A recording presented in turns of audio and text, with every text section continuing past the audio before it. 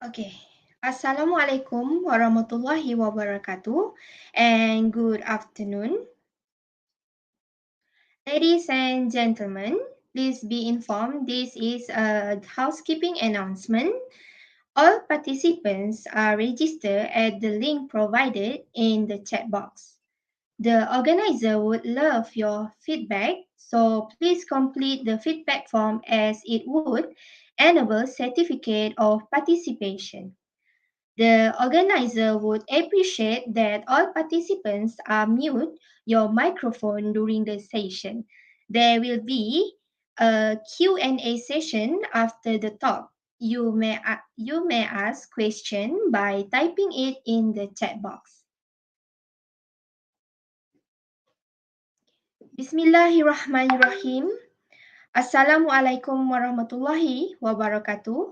Good afternoon and greeting to Professor Madya Dr. Azman bin Maisa, postgraduate lecturer and our special guest for today, Miss Bazilah Baharuddin, Area Resource Specialist, Cementing Department, Halliburton. Alhamdulillah, by His grace and blessings, we are gathered here today for the webinar. It is our fervent hope that this session will forge closer information among us and enable us to enhance regional actions to achieve the common goal of managing information in this strategic planning at the regional and international level, since we also have participants from our neighboring countries, which is Indonesia, Thailand, and Philippines. To bless our program this afternoon, I would like to invite Mr. Nur Hafiz bin Nokil to recite the Dua. To those who are from other religion other than Islam, you can recite the prayers in your way. Thank you for your understanding. أم الكتاب الفاتحة. أعوذ بالله من الشيطان الرجيم. بسم الله الرحمن الرحيم.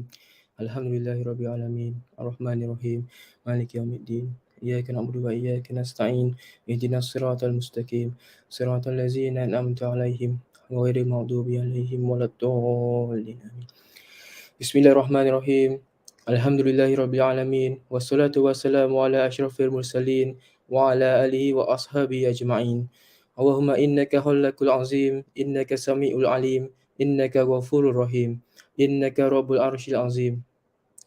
Ya Allah, all praise is due to you. You are the one who deserve all the praise. You are the one who deserve all thanks. You are the owner of all the power. In your hands are all goodness. To you all matters return. Allahumma ya Karim ya Rahim.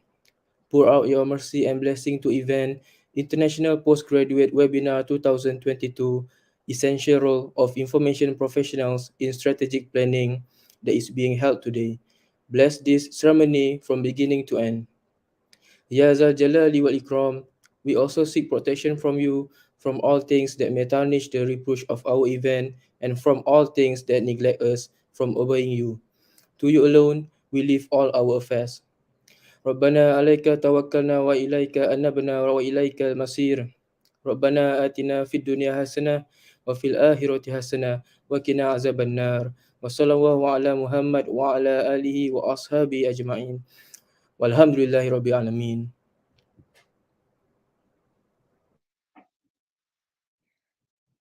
Amin, Amin, Ya Rabbal Alamin. Thank you, Mr. Nur Hafiz, for reciting the Dua.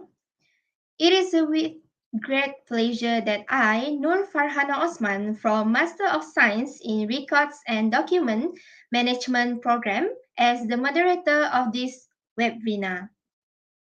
I would like to welcome all participants to the International Postgraduate Webinar 2022 Essential Role of Information Professionals in Strategic Planning. I am very honored to introduce our speaker for today's webinar. Ms. Bazilah Baharuddin is an area resource specialist from Cementing Department, Halliburton, a well-established multinational oil and energy multinational company. Being an area resource specialist, Ms. Bazilah is well versed with the importance of information quality and accuracy in the oil and energy industry. She is very much experienced in negotiations, procurement, SAP procurement, system analysis, and management as well purchasing. She started her professions at Halliburton as procurement specialist at Halliburton Business Support Center. Prior to joining Halliburton, Ms. Bazilah was procurement contract management executive at Institute Jantung Negara, which is IJN, or National Heart Institute. Before that, she was at the Quality Assurance Department, Institute Technology Petroleum, Petronas. Miss Bazilah obtained her Master of Science in Information Management in 2017 from our beloved Faculty of Information Management, University Technology Mara, UITM. Her first degree is Bachelor of Science in Information Study, Honours in Library Management, UITM 2009, and Diploma of Information Management in UITM 2007. Now, at Halliburton Energy Services Incorporated, her responsibility includes provides quality cementing service to customer and ensures meets service delivery requirements. She also responsible for the troubleshoots and resolve SAP order to cash issues to include but not limited to timely reconciliation of sales orders, ensures crew travel requirements meet applicable health, safety, and environmental guidelines, promotes safety awareness and environmental guidelines, and consciousness and complies with HSE procedures and guidelines, as well as promotes and actively participates in the quality improvement process. So without further delay, I would like to invite Ms. Bazilah Baharuddin to lead this webinar. Please welcome. Hi, Assalamualaikum and good afternoon to all who are joining us today. It has been a very great pleasure for me to be here with you guys for this our webinar today. So before that, let me acknowledge Professor Madya Dr. Azna Maisa, the moderator, the organizer team, for the invitation, and thank you for having me to share my knowledge, some knowledge, also some experience that I have, and also some thought with you today. So I think we don't need to go further about that. So we can start our show now. You can grab your popcorn and let's start our show. I will share my screen. All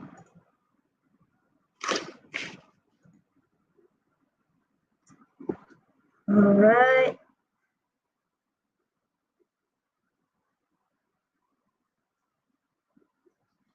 All right.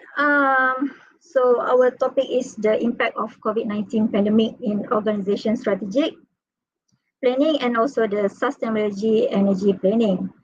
So this is our agenda for today. I think there's a bit some delay here.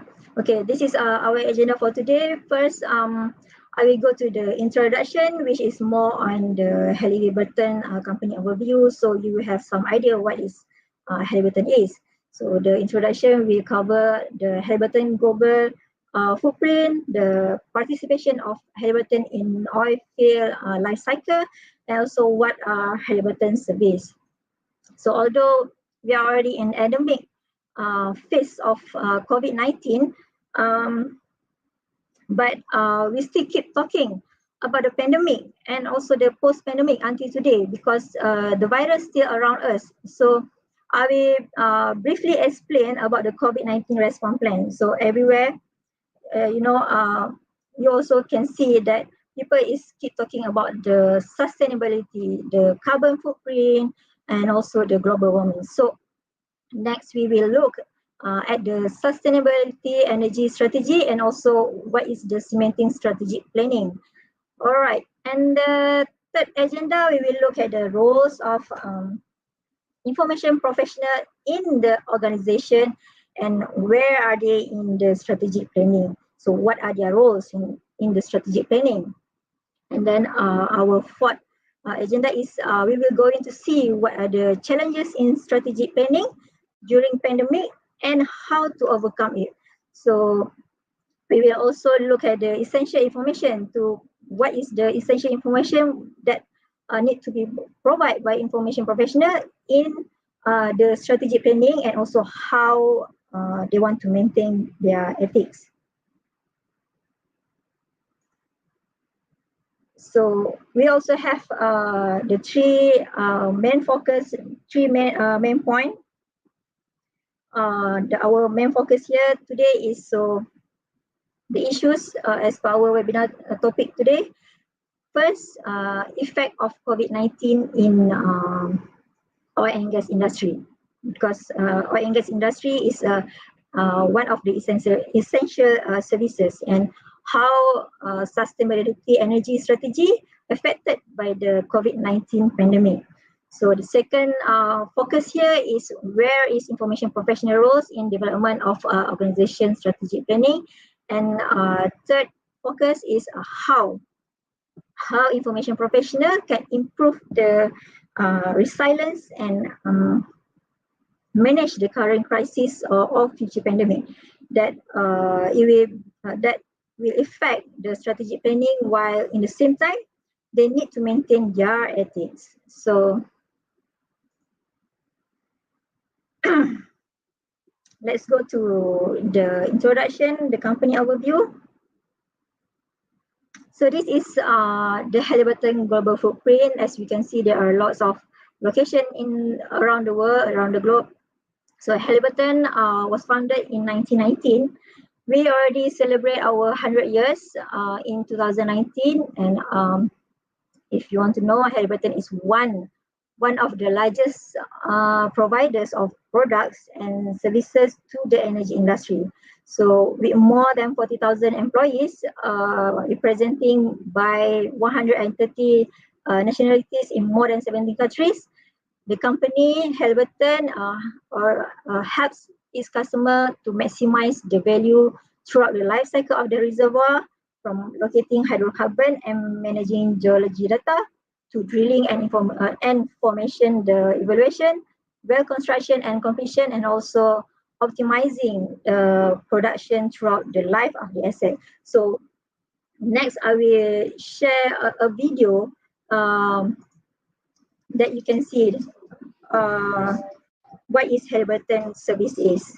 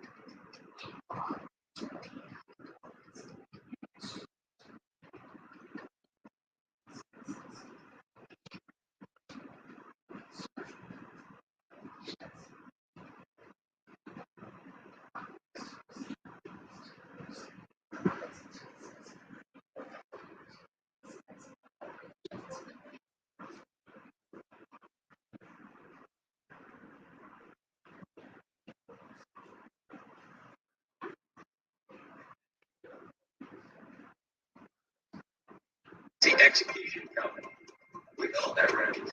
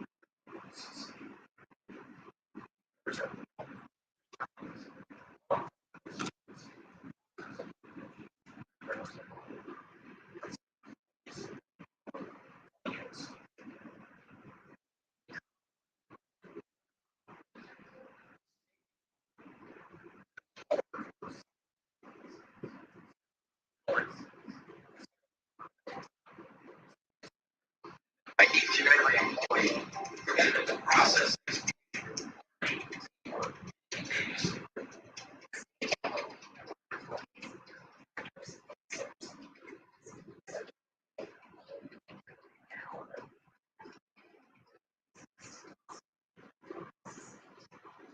To make the work of our sector.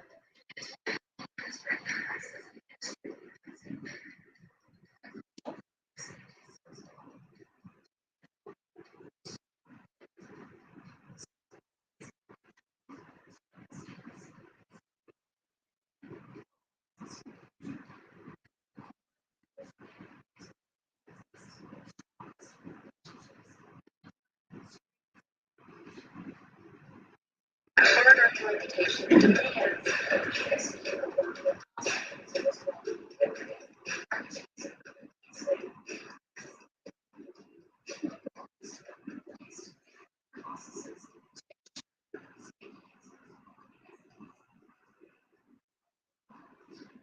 Priority to support.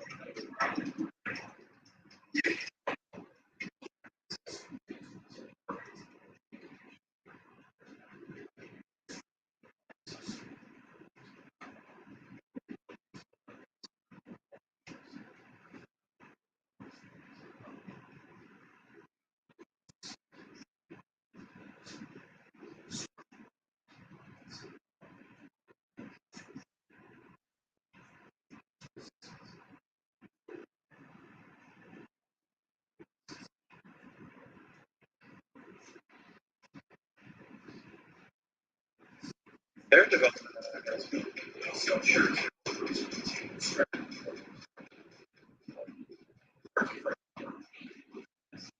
Cementing is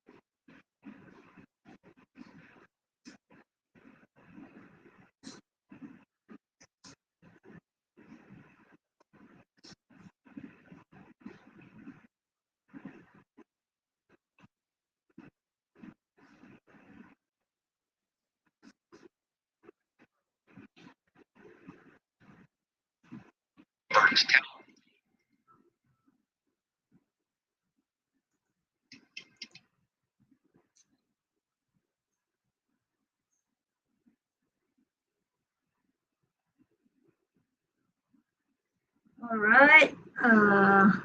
I think you have a bit knowledge, a bit info about what is Halliburton is, the services. So here we are looking at the oil field life cycle. I'm not sure if you can see my screen here. All right, you're back. So this is the oil field life cycle. So Halliburton participates in every stage of oil field life cycle. There are 5 life cycle, which starting from exploration to well construction, completion, production, and abandonment. So we explain a little bit about what is it about. So exploration is where oil and gas exploration encompasses the processes and method involved in locating potential sites for oil and gas drilling and extraction. So, and then the second stage is well construction, and oil well construction is boring in the earth that is designed to bring petroleum or hydrocarbons to the surface. So, well construction is a set of operations to be directed by the lease operator employing the drilling contractor and also the third-party services, equipment and personnel. So this is where Halliburton cementing services is needed. And then the third stage of the life cycle is completion. Well, completion is the process of making a well ready for production or injection after the drilling operation. And then we will go to the fourth stage, which is production. Once a well has been tapped, the production phase begin in earnest. So this belong with primary recovery, where hydrocarbon are forced from the subsurface pores and openings to the main reservoir, and then it will be transported to the surface to be processed. The process we call the downstream. So last or fifth stage of this abandonment, when the last stage is abandonment. So when a company no longer needs a well to support its oil and gas development, the well must be permanently sealed and taken out of service. So the next is how Halliburton divide its services. So Halliburton divide its services offering into two divisions, which are completion and production, and drilling and evaluation. So cementing is under the completion and production division. So next I will show you a video about what is cementing process. Overall the cementing process. The video is not from Halliburton, but I found it in YouTube, so I think we can share the knowledge with you guys today.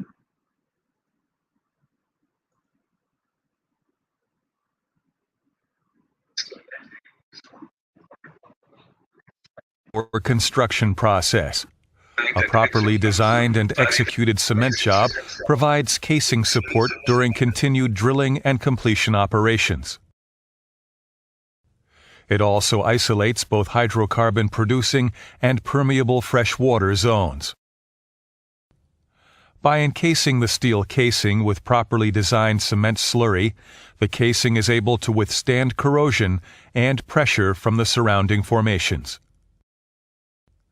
Once a whole section is drilled, the drill pipe and bit are removed from the well, and steel casing is run to bottom.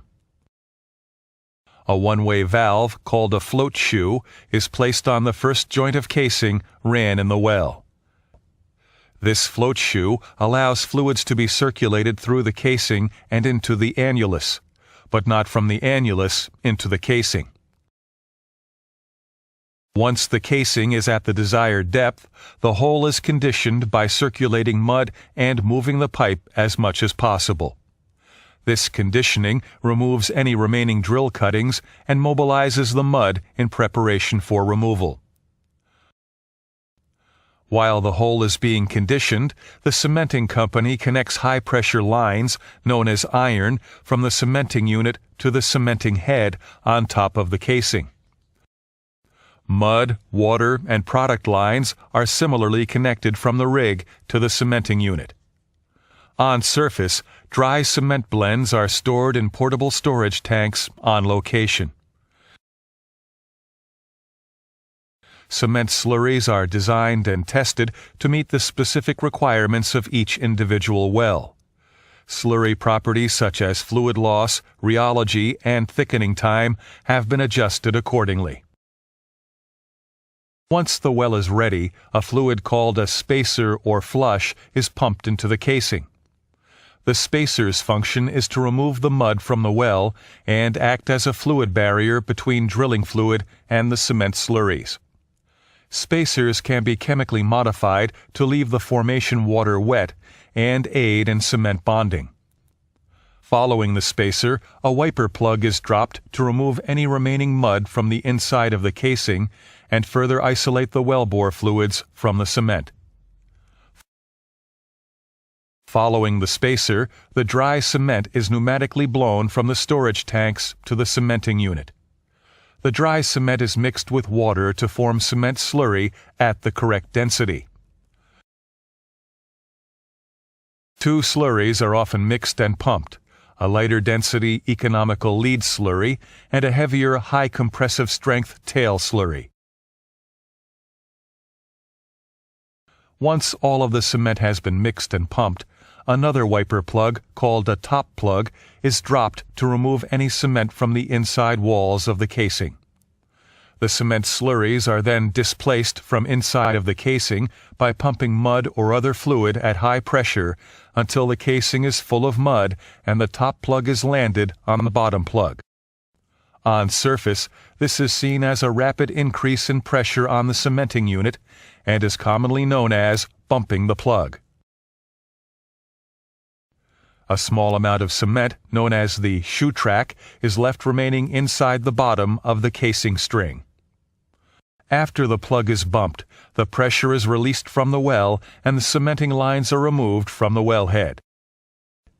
The cement is allowed to cure under temperature and pressure until it is strong enough for drilling operations to resume.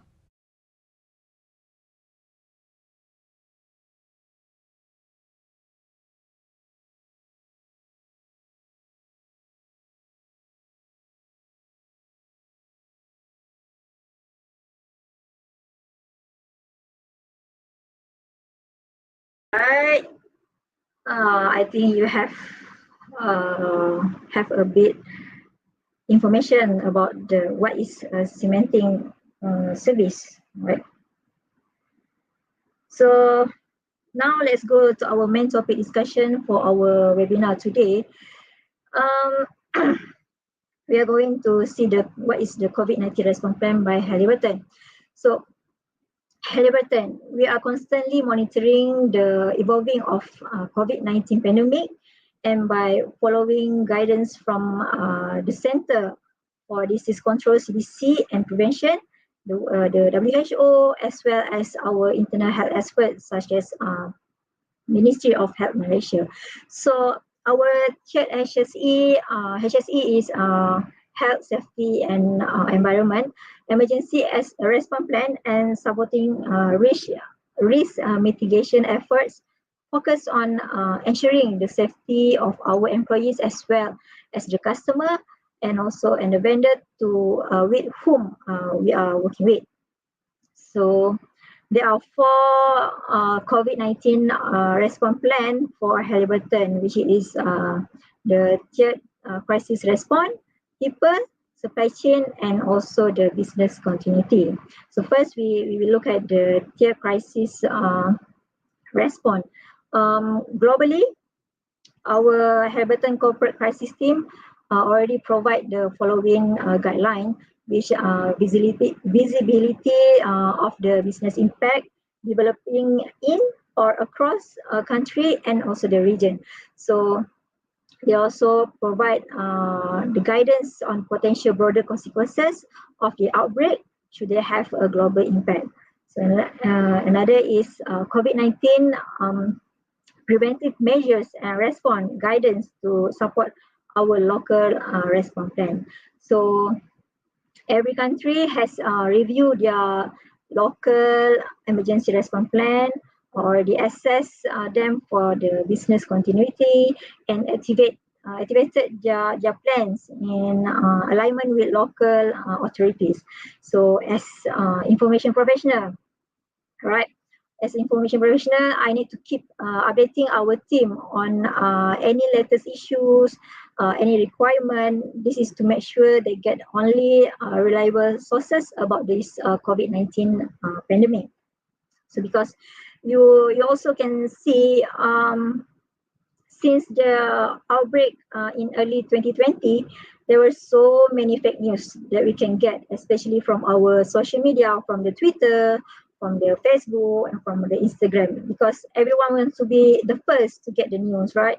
So we are everyone, so after we read the fake news, everyone become so many uncertainties with everything. So, and then our next strategy is our people. Our people. We want to make sure all Halliburton employees are having a safe working environment and always aware with their surrounding situation. Uh, we focus on the workspace for the travel and for the facility access control. First, we will look at the workspace. We will for any employees who is ill, we will directed them to stay at home, don't come to work because it will affect others, right? And then for the individuals who have COVID-19 symptoms, we have directed additional self-quarantine guidance following the CDC and health expert directive, like we have our MOH quarantine SOP. So we will follow that SOP. And then if you can see, if you know that oil and gas is one of the essential services that our government allow us to operate during the MCO in 2020 and 2021. So for business essential operations, when on-site work is required, we advise the employee to adopt the social distancing, regular cleaning, and other precautionary measures that align to each location's response plan. So where possible, we will have adopted remote working, like work from home, and also encouraging our employees and customers to collaborate virtual meeting using the information sharing tools or information sharing tools, right? Like it's what we majorly use during the pandemic is our Microsoft Teams for the virtual meeting, and also for WhatsApp group. WhatsApp group we majorly use for information sharing. So if you know that our field crew at offshore, they cannot get better internet connection at the offshore. So it is very difficult to them to access the company facilities like the company portal, the company email. So as an option, we use a WhatsApp group as information sharing tool. So everyone will get the same information and sources. And for any related information on COVID-19, we will sit together, we will discuss, not sit together because we cannot meet face to face. So we will discuss virtually using the Microsoft Teams meetings. We will discuss among our team about the reliability of the sources first before we can share to others, before we share with other departments. So that. And then for the travel, all global non-critical business travel were restricted during the MCO. So everyone need to stay put at home or everywhere, wherever they are, except for the offshore crew. Offshore crew need to do the crew rotation. So they get some exemption to go to work, but we still try to limit their traveling. Yeah, because it's very dangerous, it's very risky to let them expose with other people. So additional domestic travel restriction we align to local authority guidance to further minimize the exposure, especially for offshore crew. We don't want them to infected, as I said before, we don't want them to infected by the virus or exposed with the COVID-19 patient. Next is the facility access control. Our facility and our customer location access control have been implemented at a local level based on local authority requirements. So the location also have implemented measure to align with the local authority and our customer requirement for location visits. For example, non-essential visit to our base in For example, in Labuan or Kemaman, we will not allow it. So if you want to meet them, just do the virtual visit only. For example, we every quarter we will have a rig visit. So we will meet them on Microsoft Teams, right? So the third plan of this COVID-19 response plan is our supply chain. So our category management, our sourcing and our logistic team will continue to work closely with our suppliers, our freight forwarders and also the internal stakeholders to minimize any disruption to our supply chain. So we have completed a full assessment by each product service line or department, we will call department, to evaluate the potential impact and what is the alternative sourcing strategy. For example, in cementing, we have forecast for our raw materials, especially the chemical. Because we want to avoid any shortage of our supply, so we need to make the forecast. So we are considering the impact of any restriction on shipping lanes and air travel as well in our lead time assessment. So we need to plan. Ahead by making order 2 to 3 months before to ensure all the items deliver on time or before needed for the operation. So we want to avoid any hiccups later for our operation. And then the fourth plan for our COVID-19 response plan is the business continuity. So due to the critical role we play in providing energy, Halliburton is a key member in the energy sector's essential infrastructure. So we continue to work with our extended value chain and utilize our tiered crisis response to mitigate the evolving risks and to ensure ongoing business continuity to deliver critical goods and also the service to support our communities around the world. So our health and safety for our employees and our communities is vital. Yeah. So our tiered crisis response plan, this will help to ensure the safety and also the business continuity.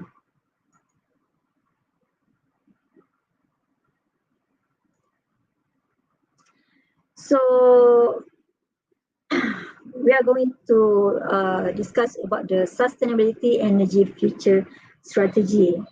So we base our Halliburton sustainability energy strategy on our material environmental, social and governance issue, ESG. So we already identify and update these issues annually through many engagement with our primary stakeholders like our employees, our customers, our shareholders, our suppliers, also our government, the trade association and also our community organization. So each of these ESG have their own commitments in the sustainability energy future strategy, and each of these commitments need to be more resilient from the COVID-19 impact. So we will look at the first strategy, which is environmental. So in the environmental, we work with suppliers to reduce the environmental impact throughout our value chain by leveraging our relationship with them. So we educate the employees on what is the climate change issue as well, and then what action they can take to reduce the greenhouse gas emission at and away from the work. For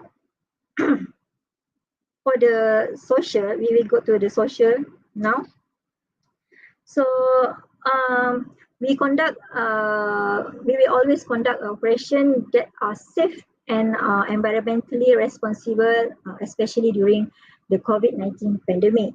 So we have our journey to zero which is our vision to achieve the zero safety incidents, zero environmental incident, and also the zero non-productive time. So this vision especially actually expresses our dedication to setting the highest standard, embracing all the changes, and also making no compromises in fulfilling our commitment to our employees, to our customers, and also to our communities. So if you ever watch a movie, uh, Deepwater Horizon, so you can find that movie in the Netflix, on the Netflix. Yeah, is I think the movie is around 2000. I don't remember what time the movie has been released. So that movie is about the largest marine oil spill in the history of petroleum industry, and unfortunately, Halliburton also uh, was blaming for the incident because we are the cement contractor for that BP operated Macondo prospect. So that's why social is very important to us. We need to gain the trust back from our community. So we have Halliburton management system is how we work, and is central to putting our this journey to zero into action. So we identifying and communication the safety risk by using the stop work authority, the management of change, and also the significant incident review process.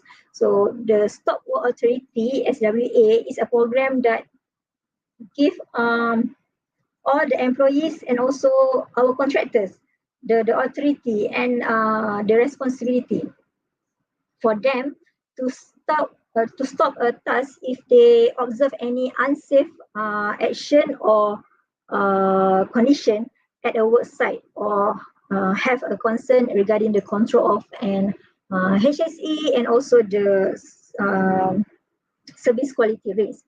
And then for the management of change, this MOC, we call it MOC, is a process that control change related risk when we identify the new risk or adjust the approved operation plan. So the MOC process requires that we plan, we review, and we approve all the operational and process before implementation to reduce the potential for service disruption or the creation of new hazards. So other than that, for the significant incident review, we have immediate visibility to high risk incident through this significant incident review process. So this where we prioritize incident in terms of severity and the consequences. So this process it brings immediate visibility to high risk incident after they occurs. So this it will enabling timely and rigorous investigation to determine the root causes. And then the next strategy is governance. Governance, we will streamline our risk management, and also we will cultivate a sustainable supply chain. Also, we will strengthen the board qualification and diversity. So we will hire qualified people in the company, also based on their experience and expertise. Also, there will be no discrimination or bias in hiring people. Right? We will give local the opportunity first. We will prioritize the local first.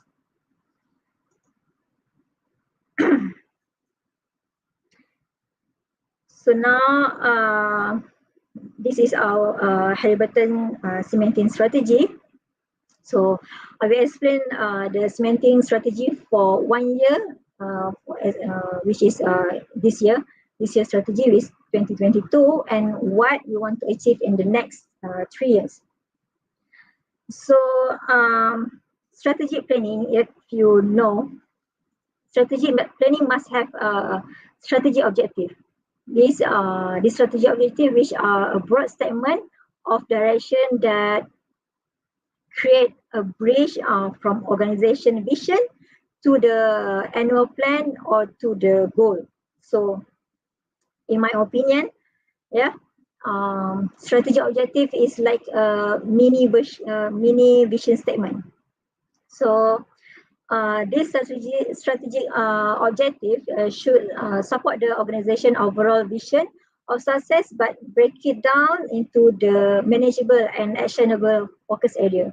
So I will not explain deeply what is strategic planning must have, because last year we already have Dr. Gus to explain about strategic planning process in the last year webinar. So you can refer back to the webinar to know more about the strategic planning.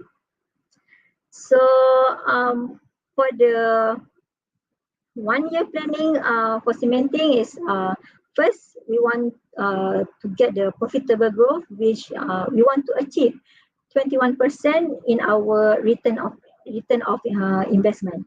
So in profitable growth, we want to balance the growth with tailoring our margin by tender submission, by contract awarded, and also we want to improve the cementing equipment portfolio. So in the next 3 years, we want to achieve 22% of ROI, where we want to see the tailoring margin will successfully increase as per plan. So how we want to make sure we can achieve that target? Tailoring by automate and enhance our design capabilities to deliver the optimal customer solution. For the second cementing strategy for this year, for 1 year, is to build validation capability, where we want to commercialize the new cementing equipment technology portfolio for our barriers. So the barriers in cementing is not the restriction like curfew or the warning or whatsoever. Barriers is what we build. Yeah, what we build when we cement the oil well, to isolate the different zone and hold the casing in place, like what you just saw in the video. Next 3 years, we want to achieve the barrier validation service, where we want to see the real-time barrier placement evaluation and the long-term performance monitoring for each and every oil well we have. So the validation of our barriers is a keen focus for the cementing SL. So we want to be able to assure that a client that our barriers have been placed as designed as quickly as possible. And then for the third cementing strategy is the carbon footprint reduction. So for 1 year, sustainable for the cementing will be to assure that we can determine our carbon footprint for all that we provide to our clients, in addition to offering them the lowest carbon footprint option in the industry. So we are targeting to use the ultra low carbon cement service. Excuse me. So we have our own automated carbon calculator, but this one I cannot disclose because is a restriction. So in the next 3 years, we are targeting to improve the cementing sustainability to achieve the carbon footprint reduction. So automated execution and also reverse the cement process. This is all of this also can lead to the capital efficiency, where structural lower capital intensity support the stronger free cash flow generation. So all of this strategy is to support our cementing value proposition, where we design, we deliver, and we validate our sustainable barriers tailored to minimize the risk and also to maximize the production.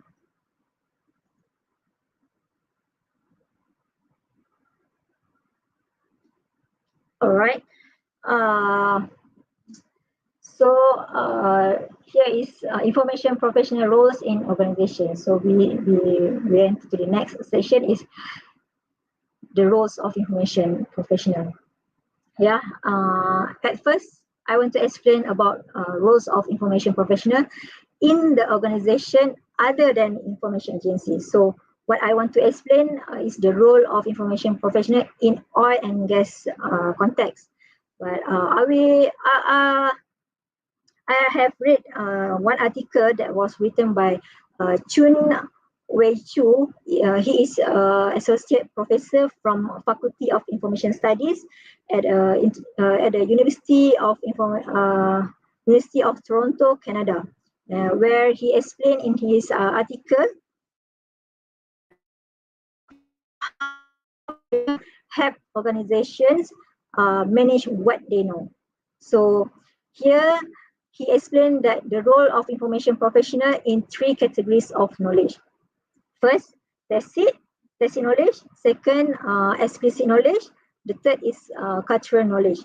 So all of these three categories are actually can be adopted by information professional in any fields, in oil and gas, in information management fields, in banking fields, right?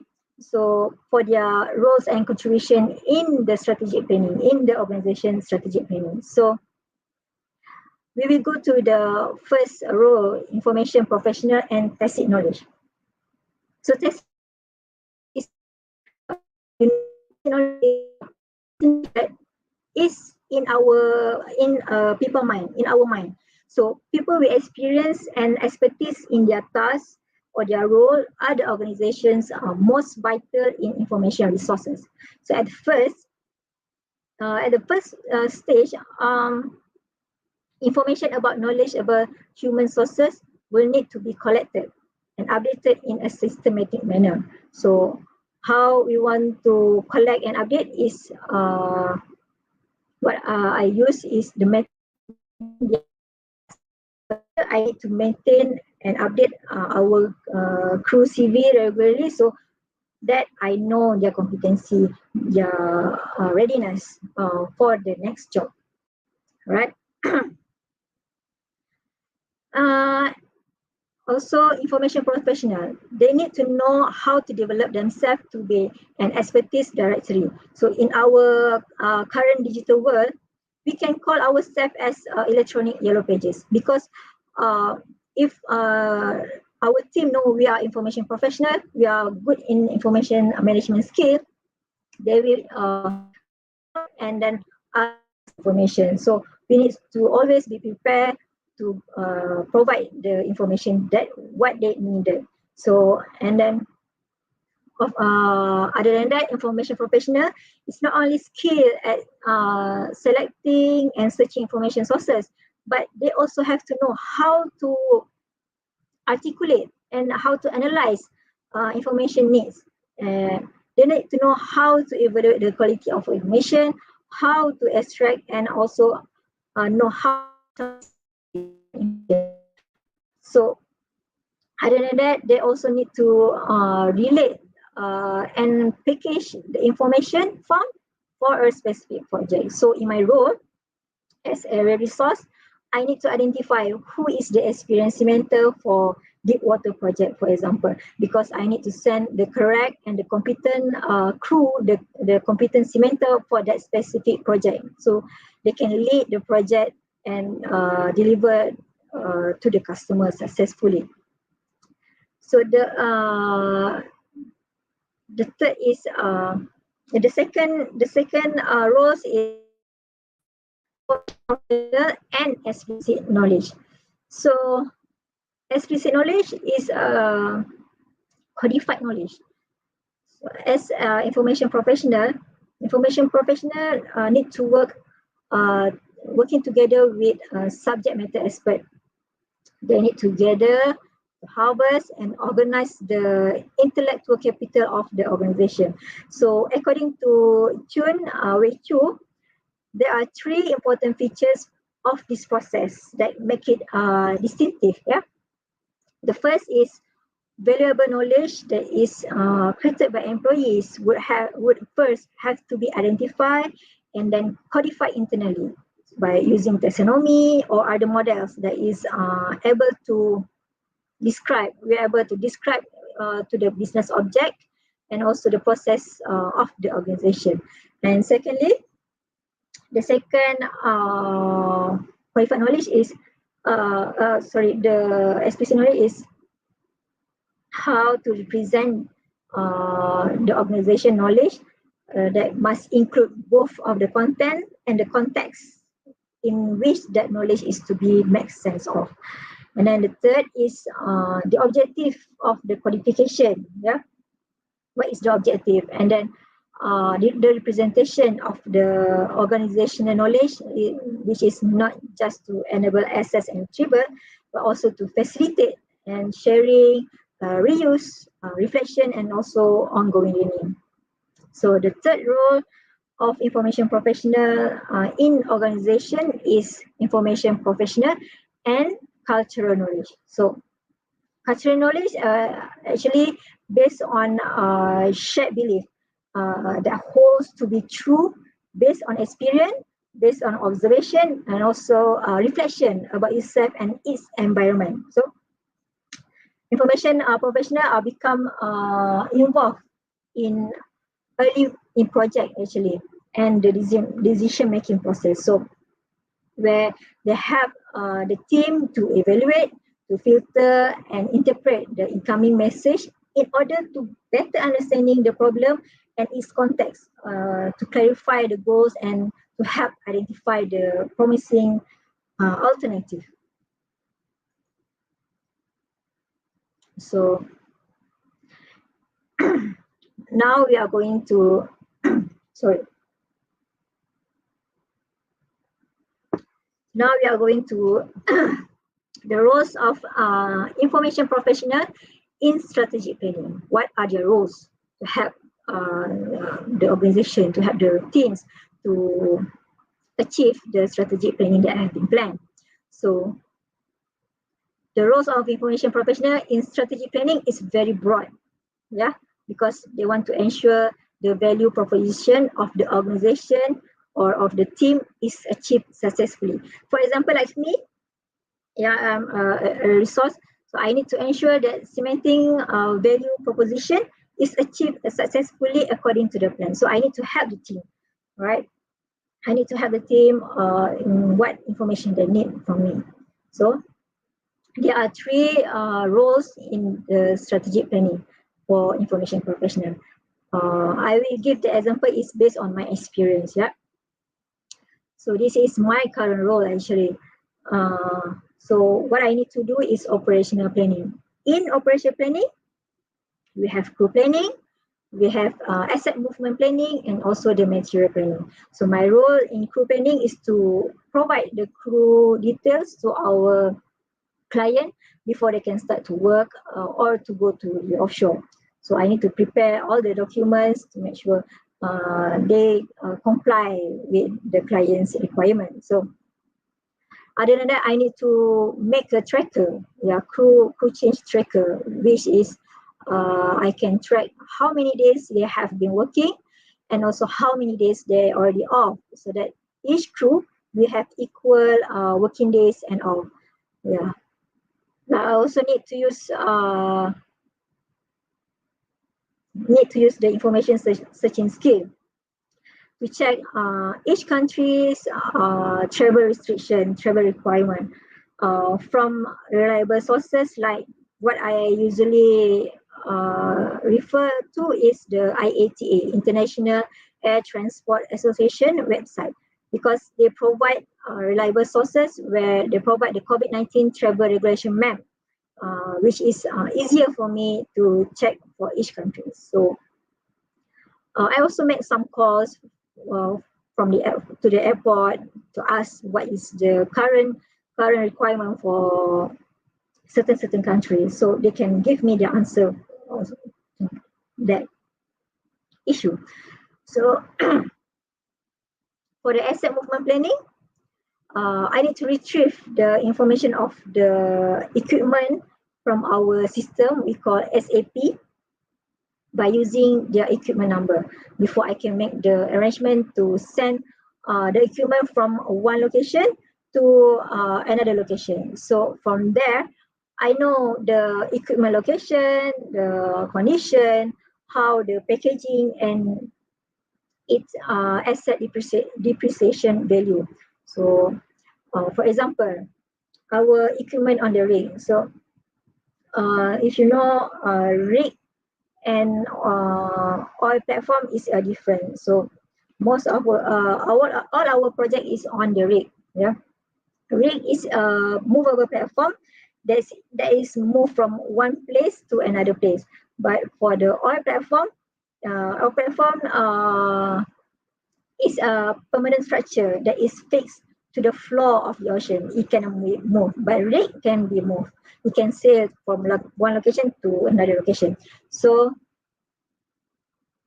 the rig, for example, the rig will move from Labuan to Kemaman.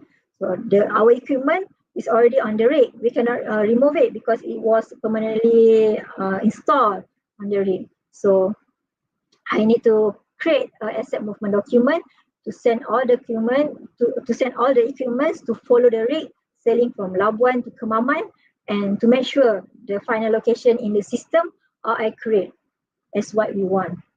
Yeah. So this one seems if in a library, it is almost similar like inter-library loan process. Yeah. For the material planning is I working together with our inventory planner to make sure all the raw materials that we need and other supplies are enough for the operation to avoid, and also to avoid any surplus. We don't want any surplus because it will cost money, right? We will refer to the forecast that engineer will submit to inventory planner every month. So every month end, I and also the inventory planner, once we receive the forecast, we will start to make the order request from our vendor, either from internal or also from the external vendor.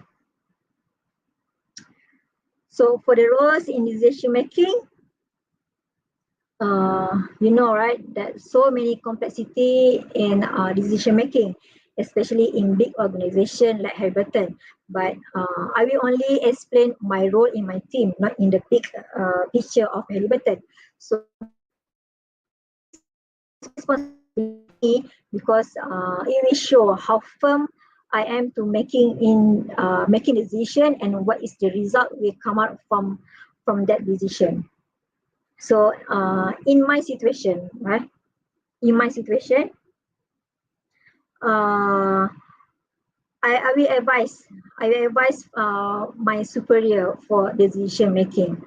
Yeah, and sometimes I also need to take the roles of decision maker, especially for the crew movement.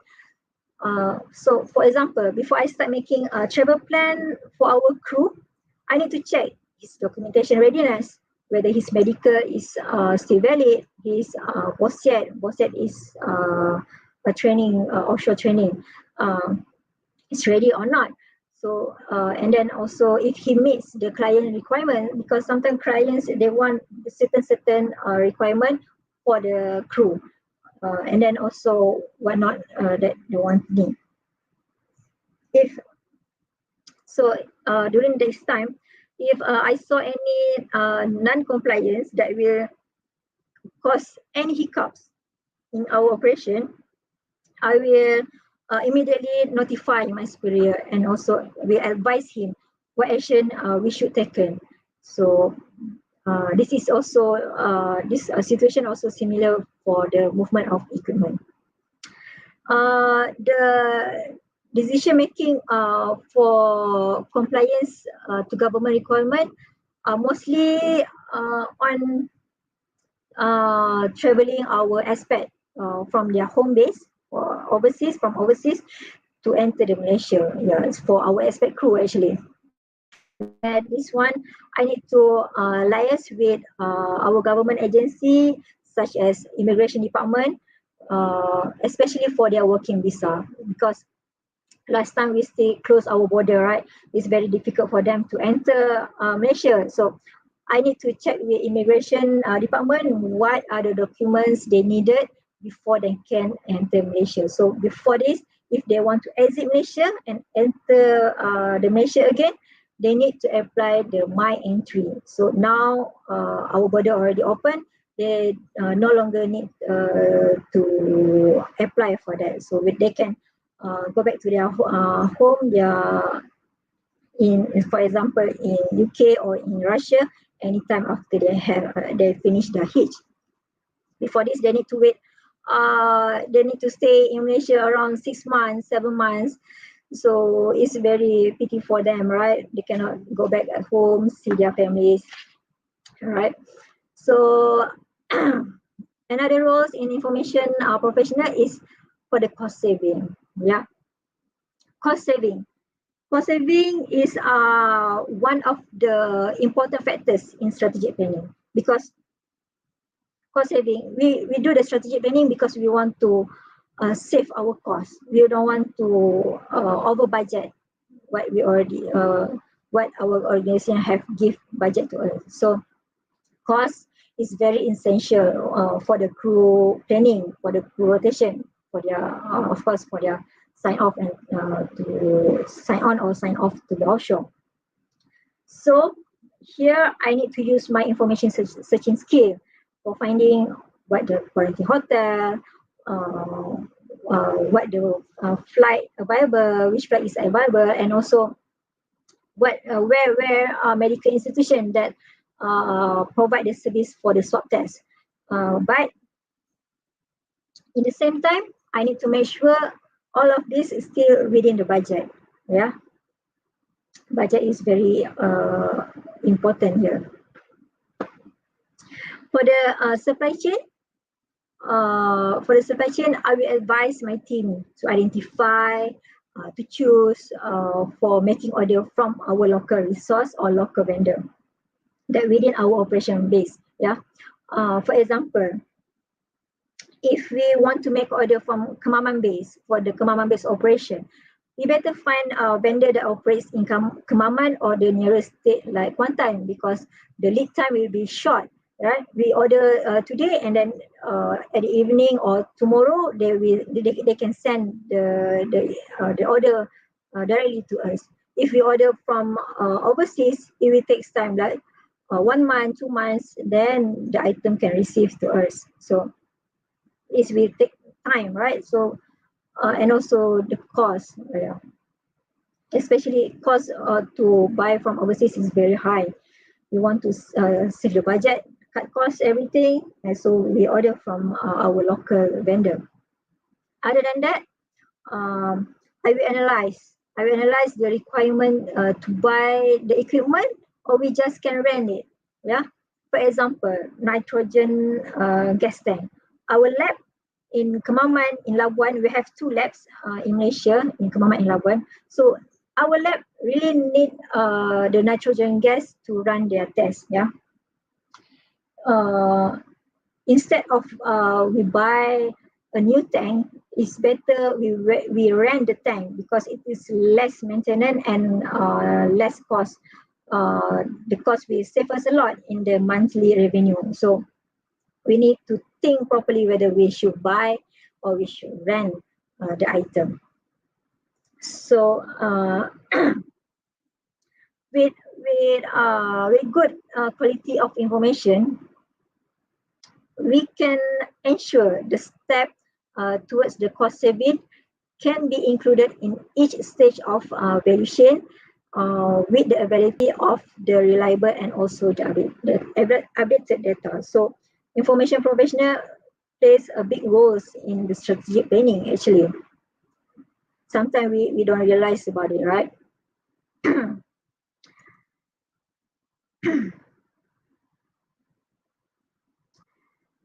Next is the challenges and how we want to the solution in planning during the COVID-19 pandemic.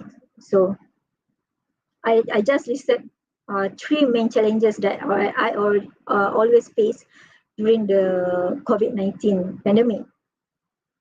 So the first is the crew readiness. Yeah, crew readiness and crew change. Additionally, the longer we go without successful containing the pandemic, the more likely it become that members of your teams, your family will be exposed to the virus and they need to quarantine. Then also it also take times to recover, right? Before this, we need to quarantine 14 days at the quarantine center, yeah, for those who are already affected. So you need to ensure that you have redundancy in your team to be in your team, so that no one person is the only person you can who can complete the key task. So you need to ensure you have a plan. You have a plan to keep your team safe, healthy, and also productive. So, for example, our crew are very easily exposed to COVID-19 virus because they need to see a lot of people at the rig and also at the quarantine center. So before this, normally their crew change is 28 days work and also 28 days off. But when the COVID outbreaks, some of them need to do long hitches like 35 days, also sometimes 42 days offshore, and only have off the break only for 2 weeks because in 2 weeks more they need to undergo the quarantine. Uh, but sometimes also some of our guys they only came back to town for reset like 2 to 3 days reset at the town, and then they need to start the hitch again because their relief is infected by the COVID, and their relief cannot go to the work. So other than that, some of them cannot go back to home for more than 3 months due to the travel restriction. For example, last time in 2020, also in the early 2021, or the Sabahan or other people from the peninsula, we are not allowed to enter Sarawak. Yeah, Sarawak really close their border from by air or by land, whatever. They close their border. So some of the guys, we decided let them stay in the Sarawak. So they need to stay in Sarawak until their next hitch because once they out from the Sarawak, they cannot enter back. So it will be affect our operation later. So what I need to do is to make sure their fatigue management planning is under control because this need to avoid any accident, and I need to make sure they are already prepared, ready for the next hitch. And also I need to always checking their whereabouts because sometimes they also going out from the hotel. They need to get their fresh air. So the solution for this challenge are I need to identify the outsource expertise. Yeah, because we short of the manpower, so I need to identify other outsource worker. So we will hire contractors that have experience the job role, or will loan the crew from other countries like from Thailand, from Brunei. This is to support our operation in Malaysia. And then this year, we can see that oil and gas operation already start to pick it up, and we Cementing PSL, we have been awarded many contracts, and now we are short of engineers so to handle the project. So what the solution we have is we also learn the engineers from other countries like from Brunei, from India, which have less project. Later when they have more project, we need to help them back, right? For the next challenge is the supply disruption. So for the supply disruption, you need to think, are there any of your key suppliers, your vendors at risk? So if they were to go out of business or be unable to fulfill your needs, do you have a plan B? So you need to think about that. Yeah. And then from here, you have to identify other possible vendors or other supplies, so that you don't end up with a disruption in your supply chain. So you need to have backup. You need to have 2 to 3 vendors that can supply the same items to you. So, or you also can form a partnership, make an acquisition, or find other ways to control more of your supply chains. So for the solution for this supply chain disruption, we order from local. Like I just said before, we order from local vendor within the same area of operation base. If order from Kemaman based operation, we will order from vendor who operates in Kemaman or the nearest state like Pahang or Kelantan. Same goes to our Labuan operation. The next challenge, this is very, very difficult challenge because we out of control of this. We cannot, we just need to follow their requirements, which is federal versus state government requirement. Some of the state like Sabah and Sarawak, they have their own requirement.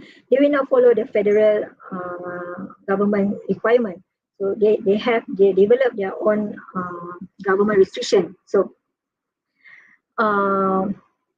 between March and August in 2020, if you know, they estimated that only about 25% of normal crew change were able to take place around the world because of the restriction imposed by national health and also the immigration authorities, and also the suspension of the majority of international flight.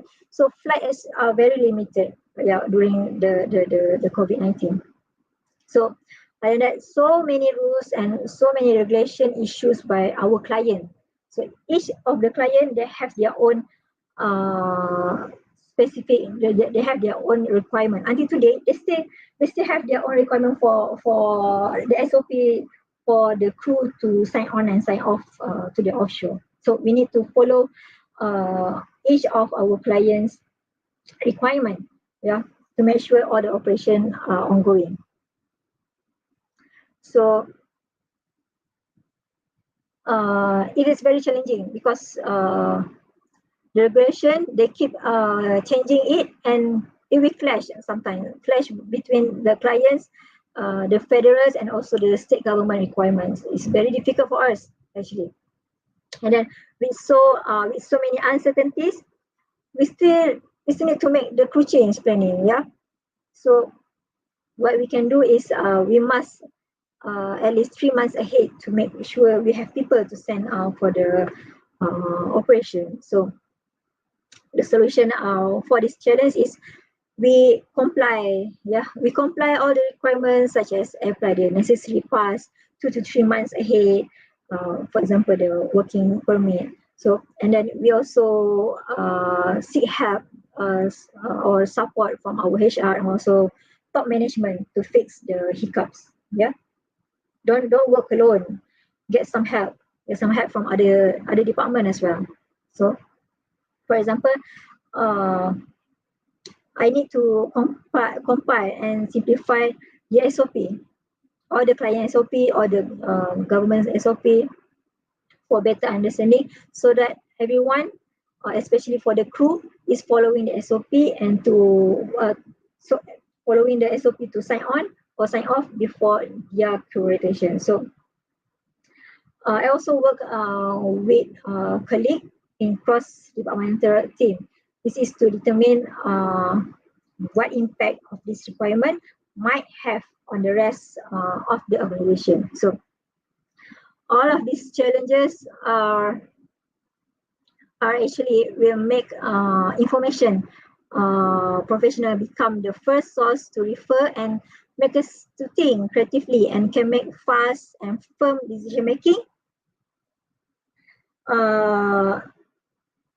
Decision making to make sure all are according to plan and minimize the disruption. All right. So here we go for the essential information that need to provide by information professional in strategic planning. So in this our VUCA world. VUCA is volatility, the uncertainty, the complexity, and ambiguity. Information professional plays a big role, yeah, a big role in providing quality and reliable information to everyone. So because they need to organize, they need to give reliable information to everyone, such as to their organization, to their family, to their colleague, and also to the communities. So now let's have a look on what essential information that IP or information professional need to provide in helping organization to develop or to achieve the strategic planning. All right. The first is, what is the factors that have enabled organization and competitors to be resilient during the crisis? So to understand how to improve your organization resilience today, reflect back on what has helped during the COVID-19 crisis for your organization and your competitors. So maybe we can say information sharing between your organization and your competitors.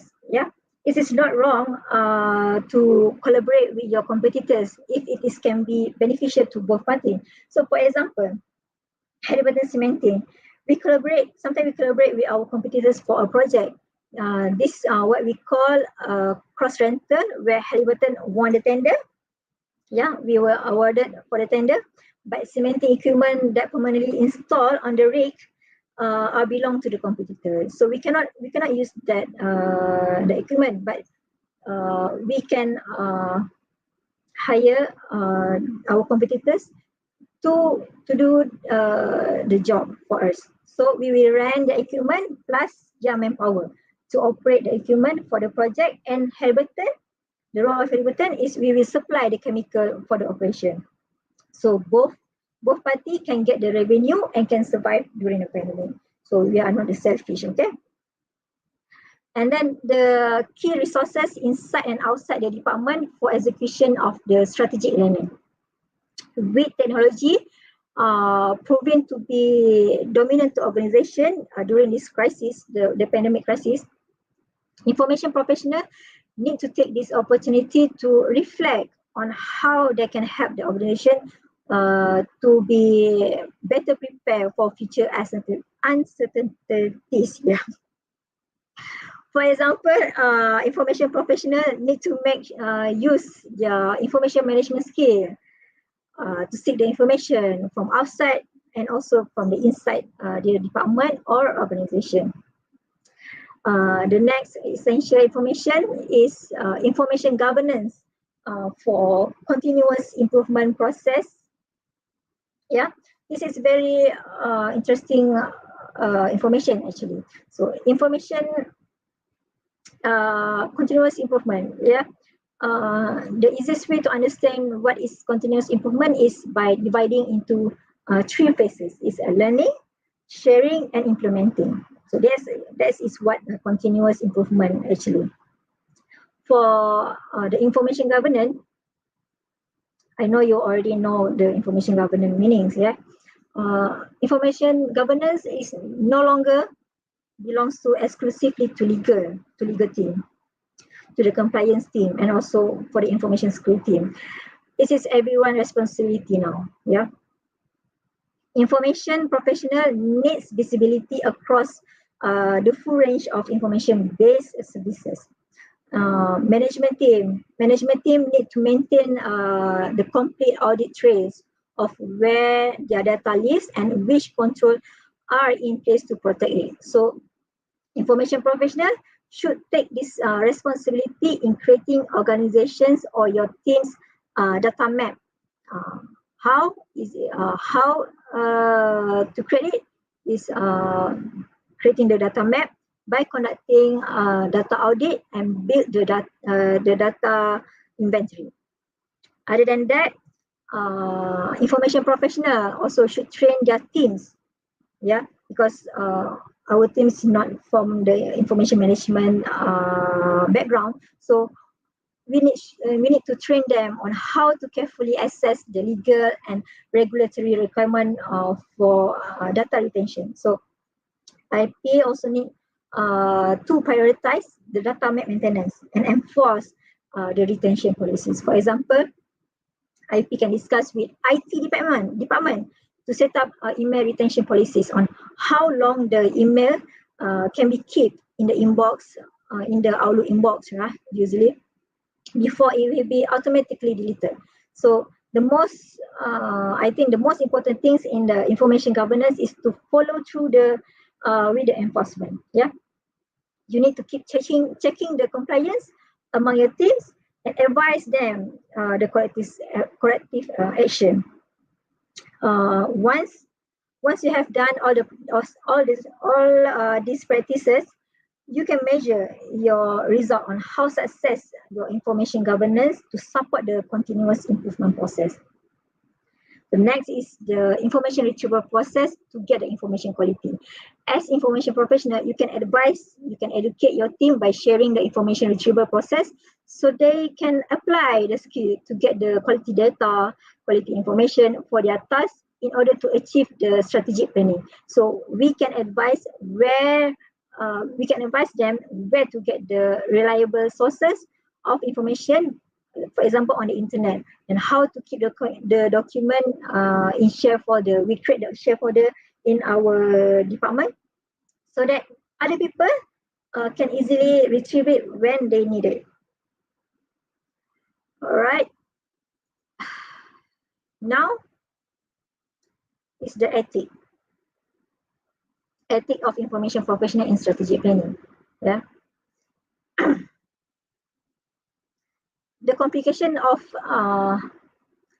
today's society and advancement of ICT, we can see raise a lot of ethical issues for information professional. So information professional who's working is for those who working in the knowledge professional exercise specialist knowledge and also the skill. So how they want to use this knowledge is they should be governed and providing service to the team and organization. So this can be considered a moral issue and also the professional ethics.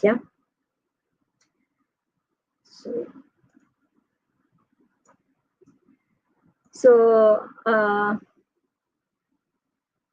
the first ethic is diversification of information works. In addition to being an information provider, they now have to assume the roles of consultant, tech expert, among others. They must achieve new skill and also the capability for successful performing these duties. Next is information privacy. The next ethics is information privacy, where the invention of the internet poses a new challenge to the protection of information seekers' privacy, because privacy is the right of individual to withhold information about them without disclosure and to have any information collected about them with their consent protected against the unauthorized access. For example, if you attending a conference and you bump into your competitor's acquaintance, so I think you don't have to discuss anything that related to tender submission. So if your competitors start to talk about the tender submission, please leave the discussion immediately. So that's how you protect the information privacy. The third ethics is conflict between right to information and ethical use of information. The certain information cannot be accessed by general people for security or other reason. For example, in organization we have company portal and company website. These two are different. Company portal is only can be accessed by employee and not to public. But company website, everyone can access it, or the public can access it. So in company website, it also contains some information that's similar that have in the company portal. So this will make information professional in dilemma whether they have right to use the information or share information for sharing or not.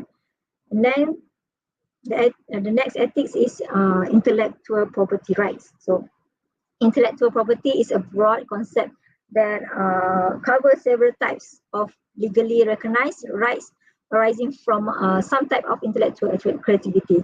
So intellectual property is an ethical issue because people will question whether the individual should copy the intellectual works of others without asking the originator permission. So information professionals should advise their team, their members, what is the right way to use that information. Next ethics is information professional need to provide the accuracy of information. So the information explosion, particularly on the internet, and its open publishing platform has compromised the accuracy and quality information. So information professional must play a role in preserving and disseminating information which is contained in a tangible medium which maintain the integrity of the content. So all of these ethics of information professional need to be carefully applied by information professional in doing the strategic planning. Yeah. So we come to our conclusion now.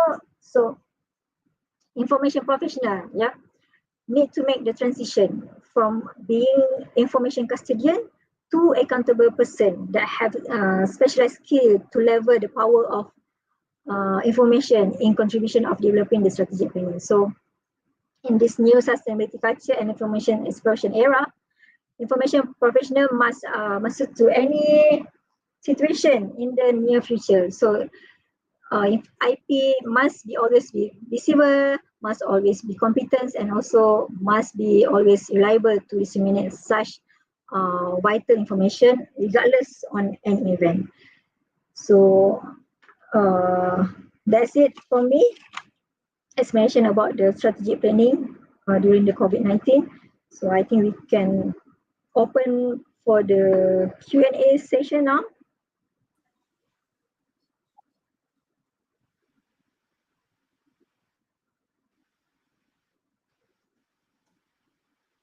Okay.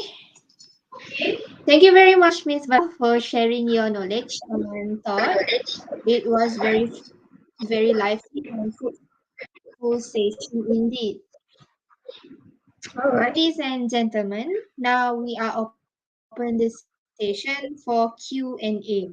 Because we are using StreamYard, participants can only ask questions through the chat box. So we will try our best to answer as many questions possible. However, if there are more questions, Miss Bazilah or our team will answer the question after the session. Okay, please introduce yourself before asking question. And then we have now let's have a look for the first question from our participants. It is from Adriana Ismail. Do you think information literacy skills among the staff are important? Yes, for me, information literacy skill is very important for everyone actually, because from there, everyone will get a very good quality information, a very good reliable sources of information. So they will from there they are not easily being cheated from others. Yeah. Yeah, so that is very important. So from there, they can get a very good quality of information to help them in their work, in their job role.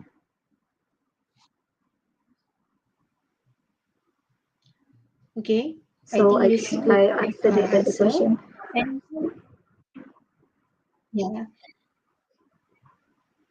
Okay, it is from Ahmad Samsudin. Sounds like so many challenges during COVID-19 pandemic, especially in entering Sarawak. How frequent your organization review the management of change and what is the strategy for it? All right. Management of change. During the pandemic, during when the Sarawak closed their borders, actually not many management of change we have review because it's similar. So we discuss with our client what is the situation we are facing. So we discuss with our client what is the changes, what is the changes that we need to do.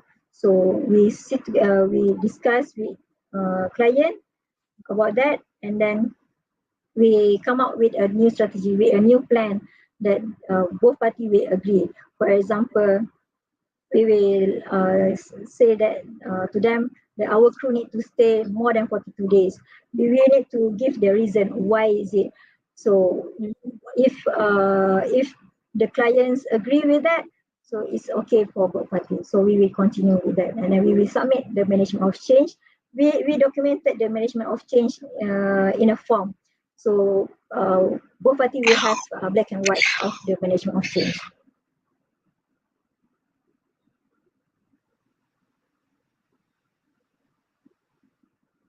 Okay. Next question is from Hi Aziz from Putrajaya.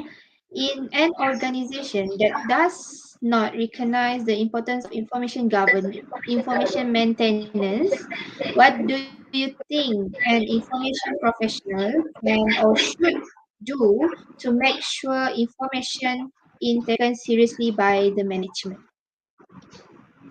So for this, it's easy actually. It will start from you. You as an information professional in that organization, in that company, Mm. you need to start first. So you need to start first. You need to show them why information management is very important. So when you already started the process, you already started the method, people will see the effectiveness, the importance of the information management. So after that, they will follow. They will follow you. Yeah. So I think uh, that's what the step you need to take. So it's start from you actually. Mm.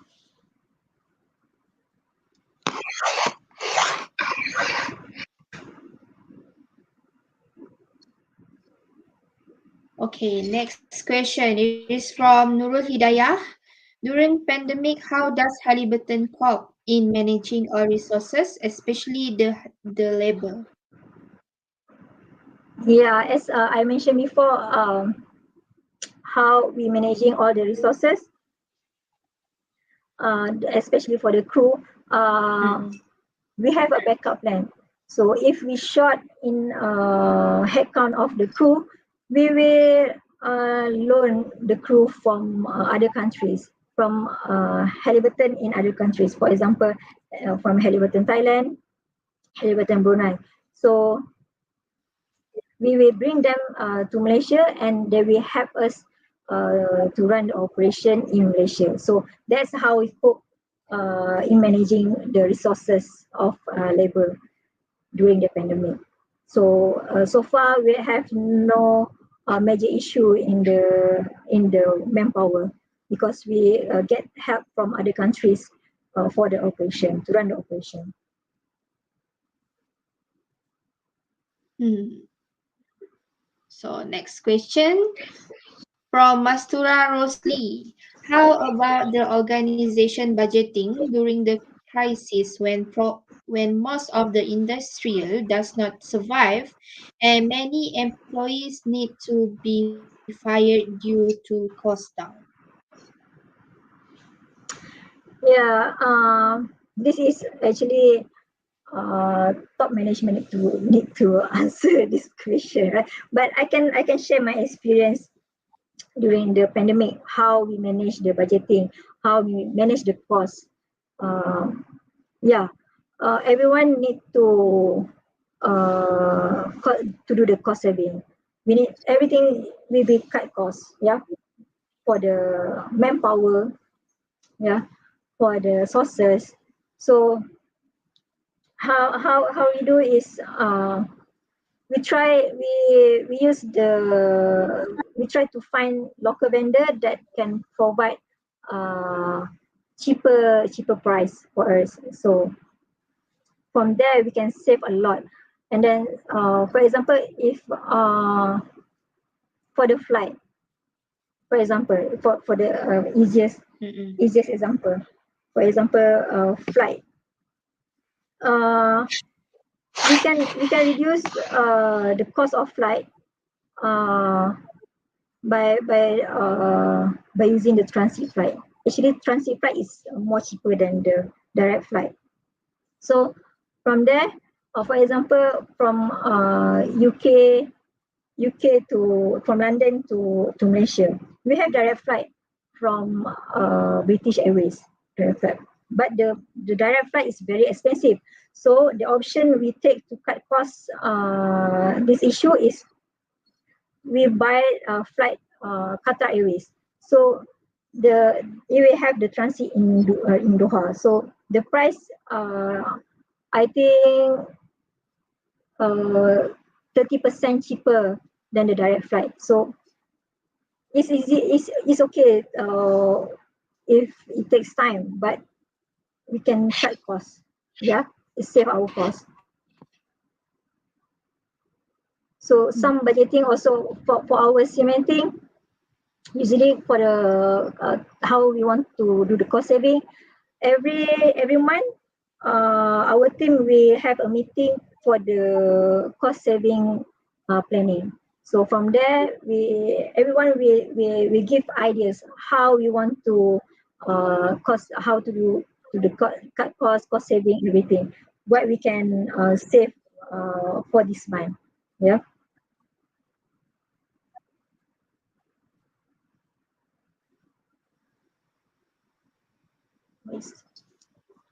So the next question, it is from Fizi Izaki. What is the governance significant action during the pandemic to help your company operation still running, especially regarding the SOP? What is the governance significant action during the pandemic to help the company operations still running, especially? Okay, Halliburton is oil and gas company, yeah. So oil and gas falls under the essential service. So we are not really affected with the with the travel restriction in the company for the MCO. Actually, we still can travel, but the thing is, we need to apply. We need to have the what we call letter to travel. Yeah, letter to travel for our crews to travel from their home to their work. So SOP, especially SOP, yeah, you're asking about SOP. The SOP from the government actually help us and also help our crews because we have get some exemption for the long quarantine because we don't need to follow the government quarantine procedure. We just follow the client's procedure, the SOP. So actually government helps a lot during the pandemic for oil and gas industry. I hope I asked the question.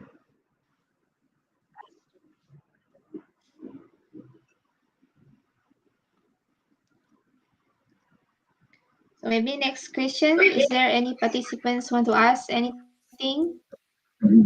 Okay, please Azwan. Right. Assalamualaikum.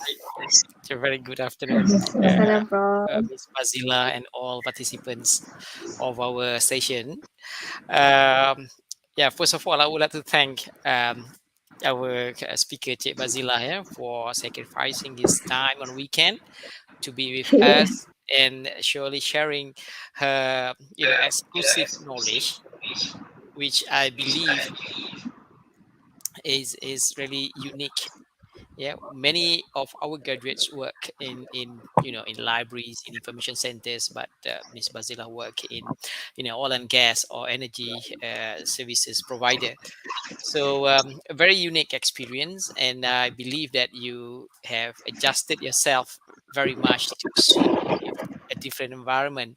Yeah, and from your point, a lot of points that you mentioned, I agree with you, mostly on the role of information professionals. But one statement that you made just now, this is not a question, but just to complement what you said, that information governance is not the sole responsibility of legal and compliance department. This is very true. Uh, in your perspective, because you work for a multinational company, yeah, the culture is different from many local companies. Uh, yeah, from my experience, I did my case study in European Investment Bank. Yeah, so I could not believe myself when my supervisor said, "Asman, you go to Luxembourg, do your case study in European Investment Bank."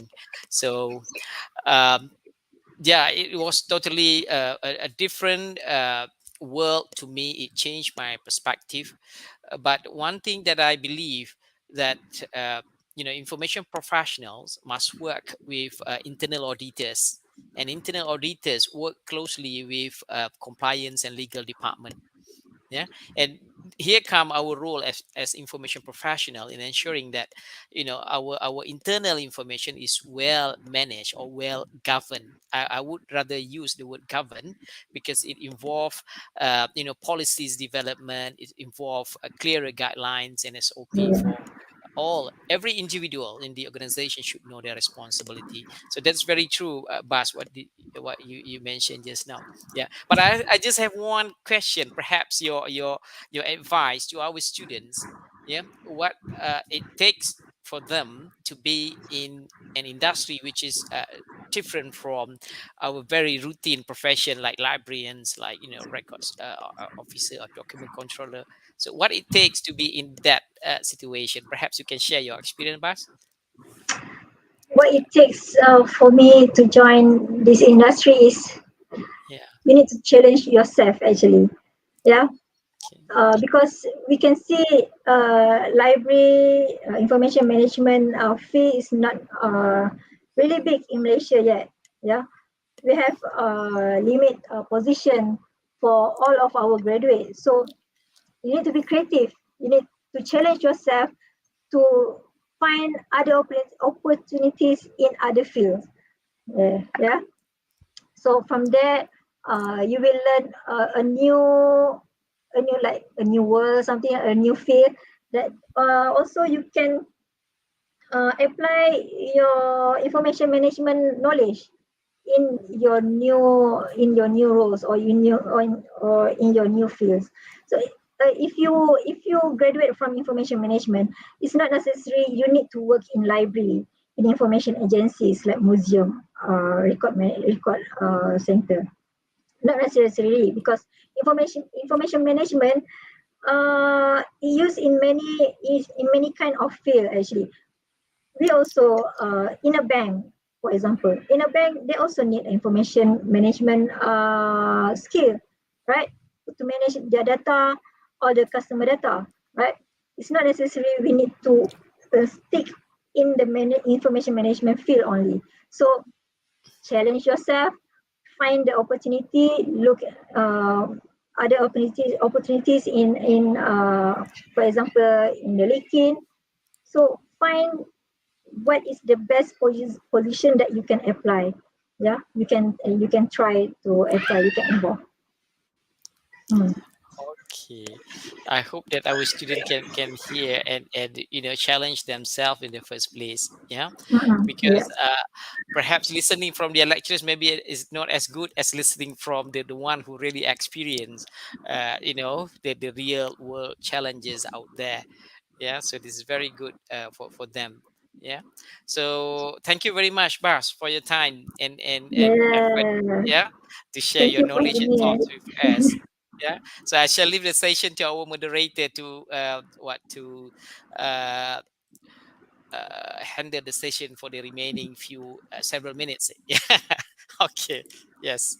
So, Fana, back to you. Okay, so we come to the end of the session for today. Once again, thank you, Miss Bazilah, and thank you, everyone, for your support and attention during this event.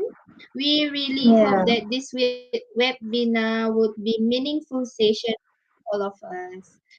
Please register Yeah. your name at the link provided as a token of appreciation. E-certificate of participation will be issued to all participants. On behalf of Faculty of Information Management, University Technology Mara, Malaysia, I would like to apologize for any shortcomings during this session. Have a great weekend and stay safe everyone and goodbye and assalamualaikum.